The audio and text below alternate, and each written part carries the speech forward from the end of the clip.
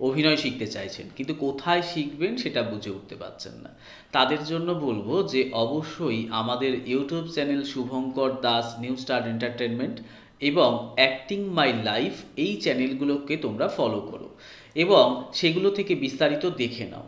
তাহলে কিন্তু তোমরা বুঝে যাবে যে এই ইনস্টিটিউটে অভিনয় শেখাটা কি আদৌ সঠিক হবে কি হবে না। সেখানে নানা রকম টিপস দেওয়া থাকে। অভিনেতা অভিনেত্রী হতে গেলে যে সকল টিপসগুলোর প্রয়োজন আছে সেগুলো কিন্তু আমরা দিয়ে থাকি। তার সঙ্গে আমাদের এই প্রোডাকশানের যে সমস্ত ছেলেমেয়েরা আছে যারা যেভাবে কাজ করছে তাদের সমস্ত ডিটেলিং কিন্তু আমরা সেখানে দিয়ে থাকি। তাই তোমরা সেগুলো দেখে বিশ্বাস করো, বিশ্বাস করে গ্রহণযোগ্য হলে তবেই কিন্তু তোমরা নিউ স্টার এন্টারটেনমেন্টে চলে এসো। সেখান থেকে দেখবে তোমরা আশা করি উপকৃত হবে, ঠকবে না। অনেক জায়গায় গেছো, অনেক ডিরেক্টর প্রডিউসার প্রোডাকশন হাউস ইনস্টিটিউটের সাথে কথা বলেছো, কিন্তু তোমাদের মনে হচ্ছে জায়গাটা ঠিক না, তাহলে অবশ্যই যাবে না। তোমার যখন মনে হয়েছে জায়গাটা ঠিক না মানে ঠিক না, তুমি যাবে না সেখানে। যেখানে মনে হয়েছে ঠিক তাহলে অবশ্যই এসো। শুধু মানুষের মুখের কথায় বিশ্বাস করো না, অনেকে অনেক রকমভাবে প্রলোভন দেখাবে। তোমাকে জাজমেন্ট করতে হবে, যাচাই করতে হবে।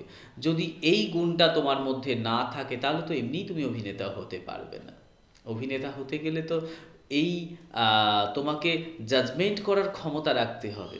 যদি জাজমেন্ট করার ক্ষমতা না থাকে তো তুমি অভিনেতা হিসেবে সাকসেস হবে কি করে? তোমাকে সাকসেসের জন্য তোমাকে কিন্তু নিজেকে এই নলেজগুলোকে কিন্তু স্ট্রং করতে হবে, তবে তুমি পারবে। চোখ কান খোলা রাখতে হবে। শুধুমাত্র আবেগে ভেসে গেলে হবে না। যে অমুক ডিরেক্টর বলেছে আমাকে হিরো বানিয়ে দেবে, আমি দৌড়ালাম। অমুক ডিরেক্টর বলেছে আমাকে হিরোইন বানিয়ে দেবে, আমাকে ডাকলো আমি দৌড়ালাম। কখনোই না। আগে দেখো উনি কিভাবে কাজ করেছে, কতগুলো কাজ করেছে, সেগুলোকে কিন্তু সবার প্রথম দেখার দরকার আছে। হ্যাঁ, তেনাকে অবশ্যই তুমি মানে সরাসরি না জিজ্ঞেস করাটাই আমার মনে হয় ভালো।